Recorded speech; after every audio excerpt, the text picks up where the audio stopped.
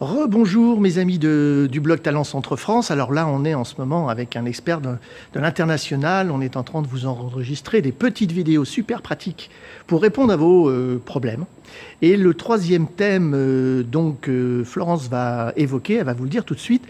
Mais avant, je vous rappelle que je suis à la Cité de l'Innovation, regardez, qui est l'espace où la C2EI, émanation de la CCI de l'Eure-et-Loire, s'est installée pour le développement des nouvelles startups. Là, vous en avez qui travaillent. Là. Et donc, n'hésitez pas, si vous voulez bien travailler, il y a encore de la place. Ça ne va pas durer longtemps, mais il y a encore de la place. Allez, je viens revoir Florence. De quoi tu nous as parlé avant? Alors, avant, nous avons pu parler des freins à l'international. Donc, le premier identifié, c'est je ne sais pas faire. D'accord. Ensuite, le second, c'est j'ai suffisamment d'affaires en France.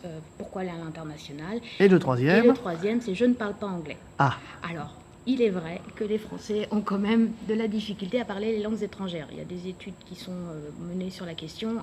Donc, qu'est-ce que je fais alors? Alors, eh bien, il y a une première opportunité, nous avons parlé précédemment, c'est la francophonie. La francophonie est une piste d'avenir pour les entreprises internationales phénoménale. Donc, pas besoin d'apprendre les langues étrangères? Pas besoin d'apprendre les langues étrangères. Un peu de culturel fera l'affaire en plus par-dessus, mais ça permet de développer déjà votre produit sur une zone où, au niveau de la compréhension de la langue, je parle bien de la langue, il n'y a pas de frein. D'accord. Je me suis laissé dire qu'il y a 57 pays en francophonie, dans l'univers de la francophonie? Absolument. C'est vrai qu'en France, on n'en parle pas beaucoup de la francophonie, de la journée de la francophonie, de cette organisation qui est bien identifiée ailleurs qu'en France. C'est bien dommage. Je pense qu'Eric, nous pourrons en discuter le jour de la journée de la francophonie. Ça me fera bien plaisir d'en discuter avec toi. On pourrait s'organiser quelque chose ici, en rural? Absolument. Sur la francophonie, voilà, un projet à faire ensemble. Ouais. Et je pense que ça peut être intéressant. Donc ça, c'est une chose.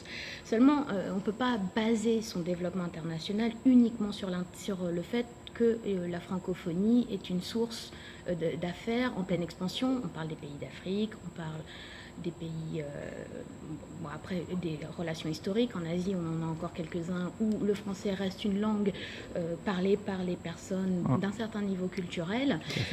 On parle le Québec est très demandeur, très ouvert avec nous. Du Québec, où là, on peut se rendre compte aussi que soit on parle français, mais parfois on a quelques petites difficultés. Ils ont un langage à se comprendre. Qui est très terroir. Voilà. Et c'est surtout qu'au Canada, soit la zone est une zone d'affaires importante, mais on a une obligation. C'est un pays qui est bilingue, avec 2 langues reconnues officiellement.